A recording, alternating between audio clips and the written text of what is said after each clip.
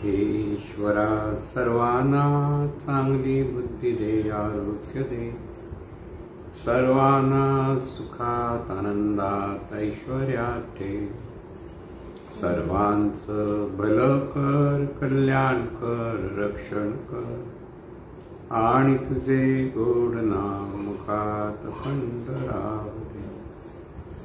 सद्गुरुनाथ महाराज की जय. सद्गुरु पैमावली मातोश्री माई यांना प्रथम कृतज्ञपूर्वक वंदन. आणि आपण सर्व सद्भक्त सच्चोते आपणा सर्वांना आदरपूर्वक नमस्कार. आज सोमवार, आपला विषय आहे चला आपण सारे आनंदाने जीवन जगूया. आनंदाने जीवन जगूया म्हटल्यानंतर आपली मनस्थिती जर आनंददायी असेल तर आपण आनंदाने जीवन जगू शकतो. आणि आपली मनस्थिती जर उदासीनता असेल, राग असेल, द्वेष असेल, मत्सर असेल, नैराश्य असेल किंवा काही गोष्टी आपल्या मनासारख्या होत नाही अशी अवस्था असेल तर आपण आनंदाने जीवन जगू शकत नाही. म्हणून आनंदाने जीवन जगण्यासाठी आपल्याला आपली मनस्थिती ही सुंदर असावी लागते. तर बऱ्याच वेळेला आपण आपली मनस्थिती ही बाहेरील गोष्टीवर जेव्हा अवलंबून ठेवतो म्हणजे परावलंबी होतो, त्या मनस्थिती कधी चांगली असेल, कधी वाईट असेल, मग कधी द्वेष, राग, लोभ, नैराश्य, नकारात्मक भावना ह्याने भरलेली असेल तर मात्र ते गोंधळ होतो. म्हणून जीवन जगत असताना मनस्थिती आपली सुंदर असली पाहिजे, हा महत्त्वाचा मुद्दा लक्षात ठेवायचा. आणि मनस्थिती सुंदर राहण्यासाठी खरं आपण स्वावलंबी असायला हवं, हे त्याहून महत्त्वाचं. आपण सतत सर्व जगाशी संबंधित होत असतो 5 ज्ञानेंद्रियाच्या द्वारे. आणि महत्त्वाचं ज्ञानेंद्रिय त्यात म्हणजे डोळे. कानाने ऐकणं, पण कान प्रतिक्रिया देत नाही, कळलं ना. डोळ्याने पाहणं, आणि पाहणं हे सतत आपल्याकडे चालू असतं. डोळे बंद केले तरी आपण पाहतो, ते पाहणं कधी थांबलेलं नसतं. आणि ह्या पाहण्यातूनच आपल्या ठिकाणी विविध भावना निर्माण होत असतात. महत्त्वाचा मुद्दा जर आपण लक्षात घेतला तर आपलं जे हे पाहणं आहे, ह्या पाहण्यातून आपल्या मनासारख्या चांगली काही वस्तू दिसल्या, काही व्यक्ती भेटल्या, आपल्याला बरं वाटतं, आनंद होतो. पण काही व्यक्ती दिसल्या, भेटल्या आणि आपल्याला त्या आवडत नसतील तर आपल्याला त्या नको वाटतात. म्हणजे नको वाटणं सुद्धा एक दुःखदायकच भाग आहे. एखाद्या व्यक्तीला बघून आपल्याला कृतज्ञता व्यक्त करतो आपण, किंवा एखाद्या व्यक्तीला पाहून त्याच्याबद्दलचे द्वेषही व्यक्त करत असतो. म्हणजे सतत बाहेरून, म्हणजे बाहेरील विश्वाशी जे आपण संबंधित होतो आणि त्या संबंधित होण्याच्या प्रक्रियेमध्ये आपण आपल्या भावना चांगल्या वाईट आपोआप प्रगट करत असतो. आपोआप म्हणतो, कारण समोर पाहिलं आणि आतमध्ये ते प्रगट होतं, असा तो भाग. त्यालाच परावलंबन म्हणतो. म्हणून आनंद किंवा आनंदात राहण्यासाठी परावलंबत्व उपयोगाचं नाही. अमुक सगळ्यांनी माझं कौतुक केलं म्हणजे मी आनंदित राहील, सगळ्यांनी माझ्या मनासारखं वागलं म्हणजे मी आनंदित राहील, सगळे माझे भाव वागले तर मी आनंदात राहील. हे सहज अशी भावना प्रत्येक माणसाकडे असते. आपल्याला सुखी व्हायचं म्हणजे काय, सर्वांनी आपल्याला आनंद देण्यासाठी काहीतरी केलं पाहिजे, आणि ते जर करत असेल तर आपण आनंदी होतो असं वाटतं. पण ह्याला म्हणतात परावलंबी आनंद. असा परावलंबी आनंद ह्याच्यातून माणूस सतत त्याचे मूड बदलत असतात. कधी तो चांगल्या मूडमध्ये असेल, कधी वाईट मूडमध्ये असेल. का तर बाहेरून दिसणाऱ्या गोष्टीमुळे त्याच्या अंतर्मनामध्ये ज्या भावना प्रकटतात त्या आपण त्याचा मूड होतो. मग महत्त्वाचं काय, महत्त्वाचं आपण मुळातच आनंद स्वरूप आहोत, हा जो बोध आहे. आनंद स्वरूप म्हणजे आपण सहज आनंदमय आहोत, सहज. पण बाहेरील विश्वाशी संबंधित होताना हाच आनंद आपण झाकून टाकतो आणि तिथे आपणच आपल्याला दुःखी करून टाकतो. सांगायचा मुद्दा आहे. म्हणून परावलंबी आनंदी ही सर्वसाधारण जगातली पद्धत आहे, रीत आहे. पण संतांचं किंवा सद्गुरूंचा आनंद हा स्वावलंबी आनंद असतो. म्हणून तो स्वानंद म्हणतो की स्वावलंबी आनंद, की हा आनंद आपणच आपल्याकडे अनुभवता येतो. आता हा आनंद बघायला गेला तर आपणच आनंद आहोत असं संत सांगतात. आपण आनंद म्हणजे हा आनंद आणि आपण वेगळे नाही. मग आपण दुःखी कसे होतो असा प्रश्न पडतो, की आपण चिडतो कसे, रागावतो कसे, निराश कसे होतो, आणि मग आपलं जीवन आनंदमय वाटत का नाही? त्यावेळेला आपल्याला सगळं जीवन दुःखमय असंच वाटतं. किंवा ना काही लोकांचं असंही म्हणणं आहे की जोपर्यंत हे विश्व आहे तर म्हणतो दुःख सावलीसारखं तुमच्या मागे लागणार. हे कोणासाठी? जे विश्वातून आनंद मिळवण्याचा प्रयत्न करतात त्यांच्यासाठी. जे आपला आनंद उपभोगण्यासाठी बाहेरील विश्वावर अवलंबून असतात त्यांच्या मागे दुःख सावलीसारखं असतं. म्हणून दुःख आणि दुःखाचं कारण काय? तर आपण परावलंबी आहोत.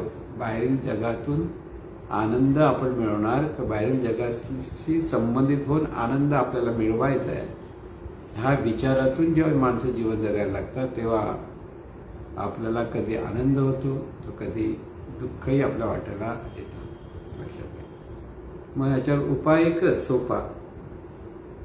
आपण आनंदमय आहोत, आनंद स्वरूप आहोत. आपल्या मनाची सतत अवस्था आनंदमय राखायची असते. आणि त्या आनंदमय राखण्यासाठी आपल्याच ठिकाणी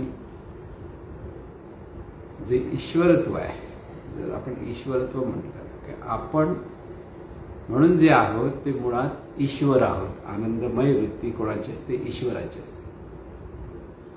की आपण आनंदमय आहोत हा बोध आपणच आपल्याला देत राहिला पाहिजे की आपण आनंदमय आहोत, आनंदमय आहोत, आनंदमय आहोत. लक्षात ठेवा की आपण आनंदमय आहोत. आणि हे कळण्यासाठी खरं म्हणजे सद्गुरूंची खूप आवश्यकता असते. की इथे ज्यांना खरे सद्गुरू लाभलेले आहेत, ज्यांची सद्गुरूंवरती नितांत श्रद्धा आहे, निष्ठा आहे, ते जे ज्ञान सांगतात त्या ज्ञानाप्रमाणे वागण्याचं ज्यांचा प्रयत्न चाललेला असतो, काटेकोर प्रयत्न ते करत असतात की सद्गुरूंनी सांगितलं त्याप्रमाणे आपल्याला वागता आलं पाहिजे, त्या साधकांना हा आनंदमय जीवनाचा नजराणा प्राप्त होतो. म्हणून मुळात आपण आनंदमय आहोत हा बोध आपल्याला सतत धरता आला पाहिजे. आपण आनंद स्वरूपात. एका संतांनी सुद्धा सांगितले, तू आनंद समुद्र विश्वलहरी जाणून बोटी मुला. किती सुंदर पद्धतीने त्यांनी सांगितलं की निद्रे माझे जसा निवृत्त असशी जागेपणी हो तसा. निवृत्त राहा म्हणजे सतत आपण रिॲक्ट होण्याचा जो प्रयत्न करत असतो तो रिॲक्ट होण्याचा प्रयत्न थांबव. फक्त पहा, त्याच्यावर प्रतिक्रिया द्यायची नाही हे लक्षात घ्या. म्हणजे वाईट प्रतिक्रिया द्यायची नाही, लक्षात घ्या. प्रतिसाद द्यायचा असतो चांगला, आनंददायी प्रतिसाद द्यायचा असतो की ज्याच्यातून आपल्यालाही तो आनंद प्राप्त होतो. म्हणून निद्रे माझी जसा निवृत्त असशी जागेपणी हो तसा आनंदात स्फुरोनी विस्मृती न घे लक्षी सुखात्मा ठसा. आपण म्हणून जे आहोत ते आनंदमय आहोत हेच ते सांगतात. आनंदातून स्फुर, म्हणजे तुझं जीवन म्हणजे काही स्फुरण आहे, ते कुठून आलं? आनंद स्वरूपातून आलं. म्हणून आनंदातून स्फुरोनी, विस्मृतीने घे. आज विसरलेला आहेस ते विसरू नको, विस्मृती न घे. लक्षी सुखात्मा ठसा. इथे सतत हा सुखात्म म्हणजे हा सुखाचा ठसा किंवा सुखाचा अनुभव घेत राहा. आनंदात स्फुरोनी विस्मृती न घे. लक्षी सुखात्मा ठसा. जे जे पाहतसे ते सुखात्मक असे. येईल लक्षी तुला. म्हणजे जेव्हा तू आनंदमय वृत्तीने सगळीकडे पाहायला लागतो, कुठेही पाहिलं तर ते आनंद दिसतं, सुखमय वाटतं. सगळ्या गोष्टी सुखमय चांगल्या आहेत. मग आपण आनंदात असलो ना की तिथे जगाकडे पाहण्याची आनंद दृष्टी निर्माण होते आणि ह्या आनंद दृष्टीतून आपण आनंदमय वृत्तीने हे सगळं जीवन जगायला लागतो. म्हणून आनंदात स्फुरुनी विस्मृती न घे. लक्षी सुखात्मा. जे जे पाहत असे ते सुखात्मक असे. येईल लक्ष. जेव्हा तो एकदा आनंदमय वृत्तीने जेव्हा सगळीकडे पाहायला लागतो तर सगळीकडे ही सुखात्मक अवस्था आपल्याला पाहता येते. जिथे पाहते त्याकडे आनंददायी पाहतो. स्वावलंबीच्या अंगाने, स्वावलंबनाच्या अंगाने लक्षात ठेवायचं. म्हणून जे जे पाहत असे ते सुखात्मक असे. येईल लक्षी तुला तो आनंद समुद्र विश्वलहरी. जाणोनी गोटी मुला. हे घट्ट जर ते प्रत्यक्ष व्यवस्थित समजून घे. हे समजून घेणं फार महत्वाचं असतं आणि आपण ते समजून घेत नाही. आपण आपली ही आनंदमय अवस्था हे आपलं धन आहे खरं तर. ही आनंदमय अवस्था म्हणजे आनंद, सुख, शांती आणि समाधान. चारही गोष्टी आनंदमयाचीच रूप आहेत. हे आपलं खरं धन. आणि हे मिळवण्यासाठी माणसं सगळं प्रयत्न करत असतात, पण ते त्यांच्या लक्षात येत नाही ते काय मिळवायचा प्रयत्न करतात.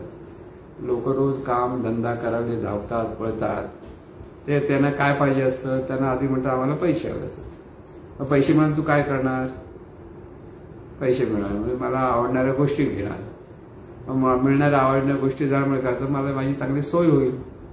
चांगलं कपडे लत्ते घेतले, चांगलं खाऊ पिऊ घेतलं किंवा काही आनंद देणाऱ्या काही वस्तू घेतल्या तर सोय होईल. आणि मग सोयीतून काय होणार? सुखी होईल. म्हणजे सगळं काही मिळवण्यासाठी आपण खरं काय मिळवायचं? आपल्याला सुख. पण लोकांना ते सुखच घ्यायचं आहे हे लक्षात न आल्यामुळे व्यवहाराच्या अंगाने लोक पैसा, सत्ता, संपत्ती हेच मिळवण्याचा प्रयत्न करतात. म्हणून सत्तेसाठी आज जगामध्ये भांडणं आहेत, संपत्तीसाठी जगामध्ये धावपळ आहे, तडफड आहे. पैसा मिळवण्यासाठी सगळीकडे धावाधाव पाहतो. हे करू नये असं नाही, धावाधाव करायची असं नाहीये. पण पैसा हे सर्वस्व नाही तर तुझं सर्वस्व शांती, सुख, समाधान आहे हे आपलं लक्षात येतं. ते त्याला धक्का देऊन आपण पैसा मिळवला तर आपल्याला काही फायदा होत नाही. आपण तिथे दुःखीच असतो, असमाधानीच असतो. पैसा आपल्याला हवा आहे पण त्यासाठी आपलं सुख, शांती, समाधान आपल्याला कमी करायचं नाही. लक्षात ठेव की त्याचा अभाव नाही करायचा. आपल्याला तेच मिळवण्याचं, तोच अनुभवण्यासाठी आपल्याला कर्म करायचंय. कर्म कसं करायचं? अत्यंत प्रेमाने काम केलं पाहिजे. जे काम कराल ते अगदी मन लावून सगळं आपलं लक्ष त्या कामात लावून करता आलं पाहिजे.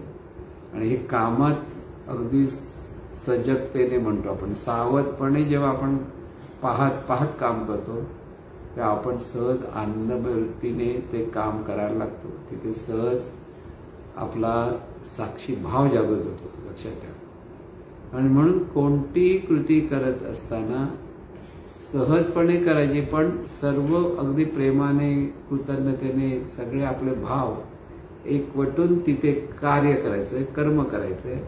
आणि हे कर्म करणारं हे तत्व जे आहे त्यालाच आपण ईश्वरी तत्व म्हणतो. आणि हे ईश्वरी तत्वाचं तिथे स्मरण असलं पाहिजे. की तिथे स्मरण येतं. हळुवारपणे सावकाशपणे वेगळेपणाने आपण जेव्हा हे कर्म करताना आपल्यालाच पाहतो तर तो असतो तो साक्षीभाव असतो. तिथे एक वेगळा आनंद आपल्याला अनुभवता येतो. लक्षात कोणतंही अगदी चालतोय आपण, चालताना सुद्धा लक्षपूर्वक चाला. हे जे लक्षपूर्वक सजगतेने जेव्हा आपण चालायला लागतो तर तेच करता करता आपण आपल्या ह्या दिव्यत्वाच्या स्मरणात कधी मुरतो हेच आपल्या लक्षात येणार नाही. पण तिथे आपोआप ती परिस्थिती आपल्या वाट्याला येते. आणि म्हणून सगळं कर्म हे जे करायचं असतं ते सुख, शांती, समाधान, आनंदासाठीच करायचं. ते आपल्याजवळ जे आहे त्याचा अनुभव घेण्यासाठी करायचं. मिळवायचं हा शब्द आपण वापरतो व्यवहारामध्ये, पण मिळवायचं नसतं तर जे आहे त्याचा अनुभव घेण्यासाठी आपल्याला कर्म हे करावंच लागतं. कर्म करणार नाही आणि मला सुख, शांती, समाधान मिळेल तर तसं मिळत नाही. कारण कर्म करणार नाही हे सुद्धा कर्मच असतं शेवटी. आणि हे कर्म असल्यामुळे कर्म हे सत्कर्म असलं पाहिजे हा महत्वाचा बोध लक्षात घ्या. की कोणतंही कर्म हे सत्कर्म कधी होईल? जिथे मन, बुद्धी, चित्त समरस होतात ते काम करताना. हे समरस झाल्यामुळे तिथे अहंकार आपोआप बाजूला होतो, लक्षात येत नाही. अहंकाराने कर्म होत नाही तर अगदी अत्यंत प्रेमाने काम करता करता करता तो जो सहज समाधान, सहज आनंद मिळतो आणि त्यामुळे तिथे सहज आनंदमय वृत्तीने आपण कर्म करू शकतो. लक्षात घ्या. म्हणून आनंदमय वृत्तीने कर्म करत राहा. आनंदमय वृत्ती अगदी प्रामाणिकपणे कर्म करत राहा. म्हणून कर्म म्हटल्यानंतर तिथे सत्कर्म हे येतच.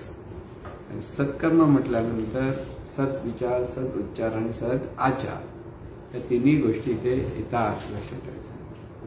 म्हणून कर्म म्हणत असताना आपण पाहतो आणि त्याच्यातून आपल्या मनात जे विचार येतात त्या विचाराप्रमाणे कधी आपण बोलतो, कधी बोलत नाही, मग नंतर कधीतरी आचरण आपलं वेगळं होतं. हे सगळं आपल्या जीवनामध्ये घडत असतं. म्हणून इथे मूळ काय लक्षात ठेवायचं? मूळ आपण आनंदमय वृत्तीने जीवन जगणारी ही अलौकिक अशी शक्ती आहे आणि ह्या शक्तीचे सगळं कार्य चाललेलं आहे.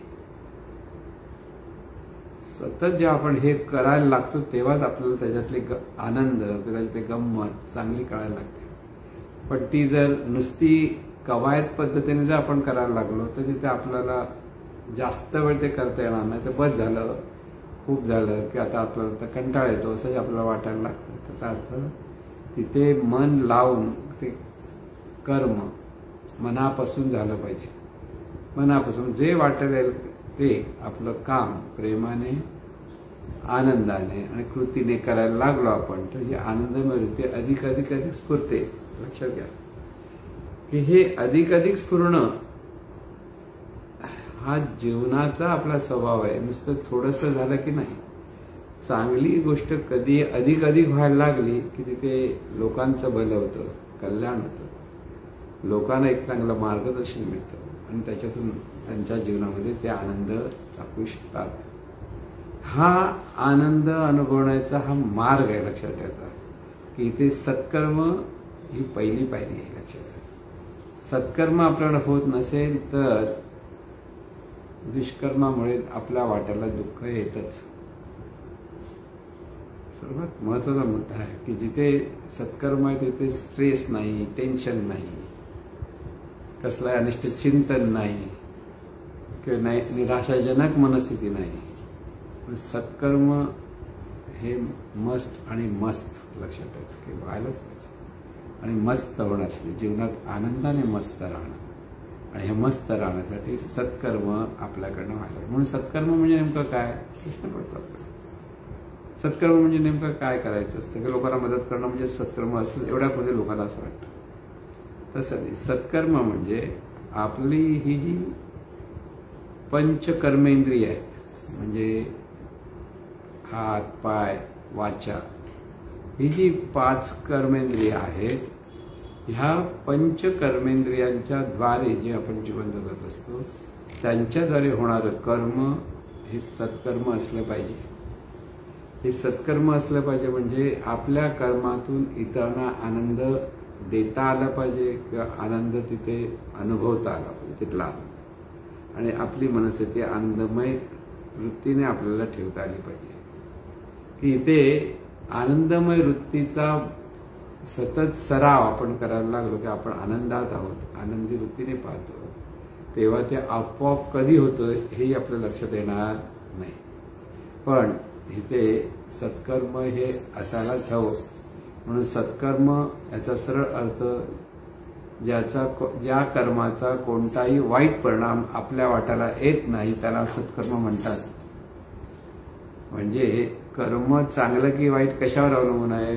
फळ कसं मिळतं आपल्याला, मनाला नेमकं फळ कसं मिळतं हे जर आपल्याला लक्षात आलं की आपण सत्कर्म, चांगलं फळ मिळतं तर आपल्याकडनं सत्कर्म होते, लक्षात घ्या. वाईट फळ मिळतं तर दुष्कर्म होते.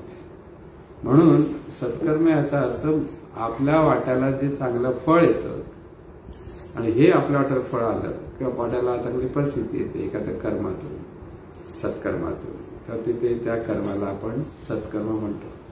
म्हणून बोलाल ते असं बोला की ज्यामुळे लोकांना आनंद होईल. लक्षात घ्या की एक असा सुंदर सुविचार पण झालाय, म्हणजे वाचलेला हल्लीच, की आपलं जे स्मितहास्य आहे, इंग्लिशमध्ये होतं मराठीत सांगतो, हे परमेश्वराची सही आहे. आपण जसे सही करतो की नाही तसं आपल्या चेहऱ्यावर असलेलं हे जे स्मितहास्य ही परमेश्वराने केलेली सही आहे आणि ती सही आपल्याला जपून ठेवता आली पाहिजे. लक्षात घ्या. म्हणून नुसतं आपल्या ठिकाणी असलेलं स्मितहास्य हा आपल्या चेहऱ्याला सुंदर करतो, आपला चेहरा आनंदी ठेवतो आणि आपलं जीवनही आनंदाने बहरून टाकतो. म्हणून सुरुवात ही स्मितहास्यापासूनच व्हायला हवी. की स्मितहास्य जर आपल्याकडे असेल तर तिथे सहजपणे आपण सुखात राहायला लागतो, आनंदाने राहायला लागतो.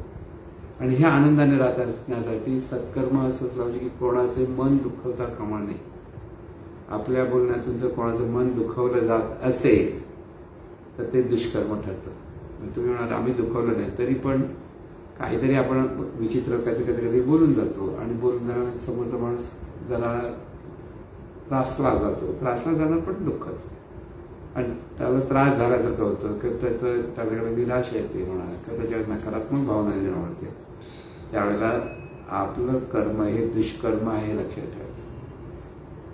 ज्या कर्माने आपल्याकडे जवळ येणारी माणसं आनंदी होतात, मार्ग किंवा ज्या कर्माने जीवन जगण्याची योग्य ती पद्धत सांगितली जाते आणि ज्यावेळी लोक त्या योग्य मार्गाने चालायला लागतात तेव्हा ते असं ते सत्कर्म असतं.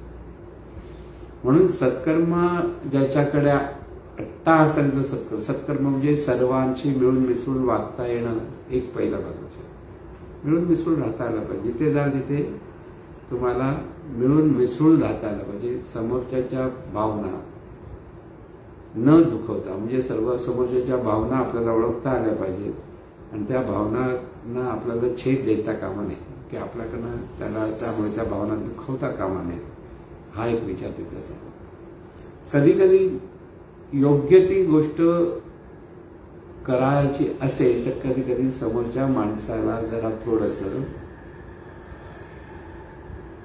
कठोर बोलावं लागतं किंवा थोडंसं त्याला जागरण्यासाठी त्याला जाणीव करून द्यावी लागते. आणि त्यावेळेला समोरचा माणूस समजूतदार नसेल तर तो रागावतो तरी तो दुःखी देतो.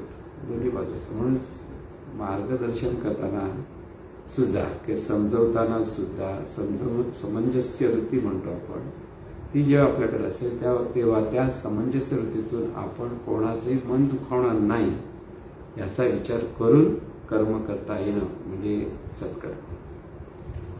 इथे आपल्या बोलण्याने किंवा आपल्याला जर गाणं येत असेल तर आपल्या गाण्यातून समोरच्याला आपण आनंद जर देत असू तर आपल्याकडनं सत्कर्म झालं. म्हणून आपल्याजवळ आलेला माणूस आनंदाने आपल्यापासून जर परत बाहेर जातो, दूर जातो, तेव्हा आपल्याकडे सतत सत्कर्म असतं. आणि आपल्याजवळ आलेल्या माणसावर आपण भांडत तंटे काढून त्याला अथवा बोलून की त्याचे काहीतरी अपमान करून जर आपल्याला वाटतं आपण खूप काहीतरी मोठं केलंय तर ते सगळं दुष्कर्म आहे. आणि म्हणून हे जे दुष्कर्म असं जे आपण म्हणतो हे दुष्कर्म कधी कधी माणसाला कळत नाही आणि ह्या दुष्कर्माचा वाईट परिणाम मात्र त्याला भोगावा लागतोच. म्हणून कर्माचं फळ कर्मात असं जीवनविद्येचा जो सिद्धांत आहे, सगळं पैमानाचा सिद्धांत आहे. कर्माचं फळ कर्मातच असतं, फळ बाहेरून मिळत नाही. त्याला ते आपल्याजवळ असलेल्या अनेक भावनेतून आपल्याला ते मिळत असतं. आणि म्हणून सत्कर्म आणि सत्कर्मातून सर्वांना आनंद देण्याचा आपल्याला पुन्हा पुन्हा पुन्हा पुन्हा प्रयत्न करता आला पाहिजे. म्हणून प्रत्येक वेळेला हसून खेळून राहणं आणि योग्य ते बोलणं, दोन्ही गोष्टी लक्षात ठेवायच्या. ज्यावेळेला आपण योग्य ते नाही न बोलता आपण पसार करून बोलतो ना, त्यावेळेला कधी कधी आपणच आपला वेळ फुकट घालवत असतो. कारण त्यावेळेत जर आपण चांगलं देवाचं स्मरण किंवा चांगल्या ग्रंथाचं वाचन जर आपल्याला करता येत असेल तर ते आपल्याला सत्कर्म होतं. म्हणून आपल्या मनाची अवस्था बिघडू न देता जेव्हा आपण सहजपणे चांगलं कर्म करायला लागतो त्यावेळेला असतं ते सत्कर्म. चांगलं म्हणजे सर्वांना सांभाळणं, सर्वांच्या हिताचं, सर्वांना आनंद देण्याचं कर्म आपल्याकडे होत असेल तर ते सत्कर्म असतं. म्हणून सत्कर्म ज्याच्याकडे आहे त्याला कसलाही म्हणजे दुःखदायक प्रसंग घडणार नाही असं म्हणत नाही, पण कोणत्याही दुःखदायक प्रसंगाने तो दुःखी होणार नाही. परावलंबी माणूस दुःखी होतो आणि स्वावलंबी माणूस सुखीच असतो, होतो नाही, असतो. हे सुखी असणं ही महत्वाची गोष्ट आहे. आपण जर सुखी असणार नाही तर आपलं भलं मोठं नुकसान आपल्या वाट्याला येणार ही काळ्या दगडावरची रेघ लक्षात ठेवायची. म्हणून सर्वांना सांभाळणं, सर्वांना आनंद देण्याचा प्रयत्न करणं हे आपल्या दृष्टीने सत्कर्मच आहे. आणि हे सत्कर्मच म्हणजे देवाची पूजा सुद्धा आहे. त्या अनंत स्वरूपाचं जे पूजन करायचं कसं तर आपल्या सत्कर्माच्या द्वारे आपल्या ठिकाणी निर्णय भावना प्रगट होत असतात. त्या सद्भावनाच असल्या पाहिजेत. तिथे जर आपण विचार करून करायला लागलो तर आपल्याकडे सत्कर्म म्हणजे जिथे सत्कर्म आहे तिथे आनंद आहे. आणि जिथे आनंद मिळते तिथे सर्व लोक तिथे एकवटतात आणि तेही तो आनंद घेण्याचा प्रयत्न करत असतात. लक्षात ठेवा. म्हणून आनंद देणं म्हणजे काय, लोकांना सुखी होण्यासाठी आपण जेव्हा काही थोडासा जरी प्रयत्न केला तरी लोक अत्यंत कृतज्ञ होऊन आपल्याकडे येतात. ही वस्तुस्थिती लक्षात ठेवा. आपण आजकाल म्हणतो अरे कोण कोणाबद्दल कृतज्ञता नाही, कृतज्ञता व्यक्त करत नाही. व्यक्त नको करू, पण एकदा आईवडिलांनी मात्र त्याच्यावर संस्कार पुन्हा पुन्हा केले पाहिजेत मुलांवर की इथे सर्वांना घेऊन आपण एकत्रित आनंद चाखायचा आहे. फक्त मी माझ्यापुरती आनंद चाखेन आणि इतरांचा जर विचार करणार नाही तर तिथे मात्र आपण दुःखीच होत ठरतो. लक्षात ठेवा. म्हणून हे जे शास्त्र आहे जीवनाचं, हे शास्त्र जीवनाचं काय सांगते, आपलीच मनोवृत्ती आपण आनंददायी ठेवली पाहिजे. ही जितकी आपली मनोवृत्ती आपण आनंददायी ठेवायला लागतो तितकं आपल्या दिशेने सुख भरभरून वाहायला लागतं. ते दुःखाचा लवलेश उरत नाही. कारण बाहेरील गोष्टीमुळे आपण सुखी पण होणार नाही आणि दुःखी पण होणार नाही. हे पक्क ठाम मत, दृढ निश्चय आपल्याकडे असला पाहिजे तर आपला अभ्यास योग्य पद्धतीने व्हायला लागतो. म्हणून सद्गुरूंनी जे जे सांगितलंय ते आपल्याकडनं व्हावं अशी ज्या साधकाची इच्छा असते त्याच्या वाट्याला ह्या सगळ्या गोष्टी सहजपणे अनुभवायला येतात. कारण काय तर ही ते सद्गुरूबद्दल असलेली आपली कृतज्ञता, प्रेम आणि त्याच्यातून त्यांच्याबद्दल असलेलं श्रद्धा आणि श्रद्धेतून निष्ठा असं सगळं गणित आपल्या जीवनाचं आहे. हे जीवनाचं गणित आहे. सत्कर्म करत राहा, आनंद आपोआप आपल्या वाट्याला येणारच. आणि ही परत काळ्या दगडावरची केली. म्हणून सतत आनंदाने राहा आणि आनंदाने जीवन जगा.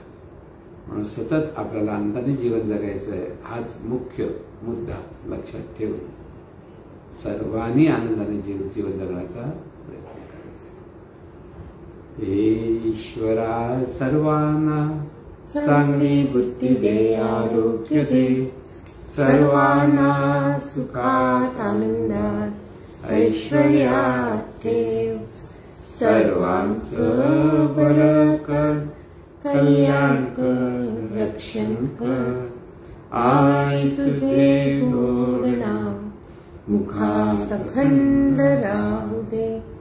सद्गुरुनाथ महाराज की जय.